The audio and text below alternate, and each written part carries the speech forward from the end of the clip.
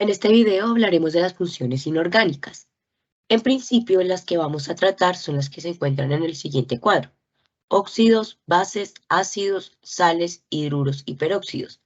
En la química en general, cuando nosotros hablamos de funciones inorgánicas o de funciones por grupos funcionales más bien, hablamos de aquel conjunto de átomos en particular que pueden estar presentes en diversos grupos y que genera que estos compuestos presenten propiedades similares. En la inorgánica, algunos de los grupos más destacados son los que vemos a continuación. Hablaremos entonces inicialmente de los óxidos. Parte de las características esenciales que tienen los óxidos es la presencia de este átomo de oxígeno. El átomo de oxígeno que nosotros vemos en este caso, que hace parte de la estructura básica de los óxidos, es un oxígeno cuyo estado de oxidación es un estado -2, que es el estado más común que nosotros tenemos para este átomo. Dependiendo del elemento acompañante, si es un metal o un no metal, vamos a tener una subclasificación de los óxidos. Tenemos lo que se llaman los óxidos básicos, que son los que están formados entre el oxígeno y un metal a partir de la reacción que vemos en la parte inferior. Esta reacción es una reacción general. Oxígeno más metal forma el óxido metálico. Obviamente en esta parte cabe resaltar que el compuesto final es un compuesto neutro. Al hacer la sumatoria de la carga del metal y del oxígeno, nos vamos a dar cuenta que en este caso la sumatoria debería darnos ceros. Igualmente al final, después de la explicación de las funciones básicas, vamos a ver ejemplos de formación de cada uno de estos grupos con compuestos en particular. Aparte de los óxidos básicos, tenemos los óxidos ácidos, que en lugar de tener el oxígeno en la compañía de un metal, es un no metal. La reacción es oxígeno más no metal, que forma el óxido ácido. Estos óxidos ácidos también en ocasiones los llamamos anhídridos. Bueno, anhídridos, perdón. Tenemos las bases y en este sentido podríamos entender que en la química inorgánica existen tres tipos de grupos particulares donde podríamos tener estas bases.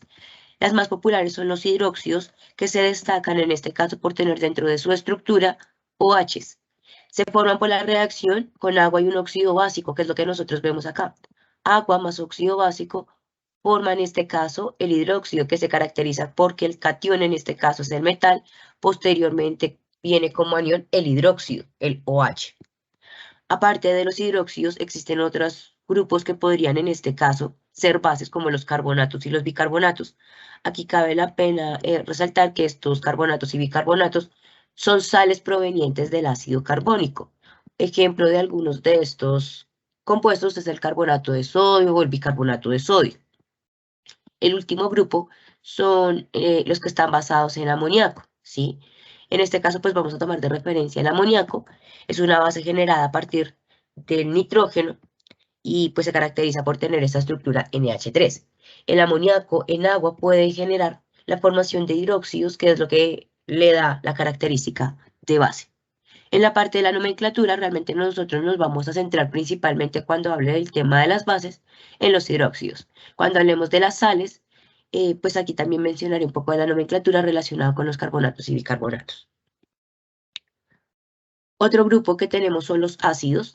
Ellos se caracterizan porque el catión que tienen es un hidrógeno con carga positiva, es un ion hidróneo, llamamos nosotros, o protón, perdón. Tenemos los oxácidos, los hidrácidos. Los oxácidos en este caso se forman por la reacción con agua y un óxido ácido. La reacción la estamos viendo en este caso acá. El primer elemento que aparece específicamente es el hidrógeno por ser el catión. Los hidrácidos se forman por la reacción con hidrógeno molecular y un no metal. Aquí también tenemos la reacción general. Hidrógeno más no metal forma el ácido hidrácido. Hidrógeno con no metal.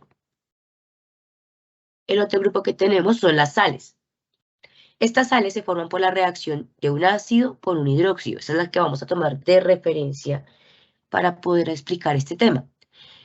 En este sentido, las sales pueden clasificarse en dos dependiendo del ácido que provengan. Tenemos las oxisales y tenemos las sales aloideas. Las oxisales se forman por la reacción de un ácido oxácido con un hidróxido, formando agua y la sal, que es lo que nosotros vemos acá. Esto es una reacción de intercambio de parejas.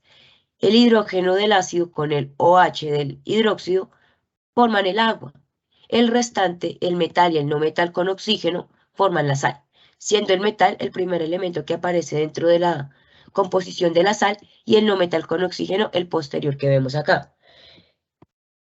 Las sales aloideas, por ejemplo, en este caso, reaccionan es el ácido hidrácido con un hidróxido. Forman agua y forman sal. La reacción también es un intercambio de parejas en la que el hidrógeno con el hidróxido forman agua, el metal y el no metal son los que forman la sal.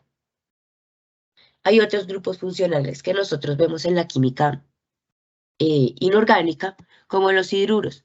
En este caso, el hidrógeno, a diferencia de lo que pasaba con los ácidos, cambia su estado de oxidación, es un hidrógeno con carga -1.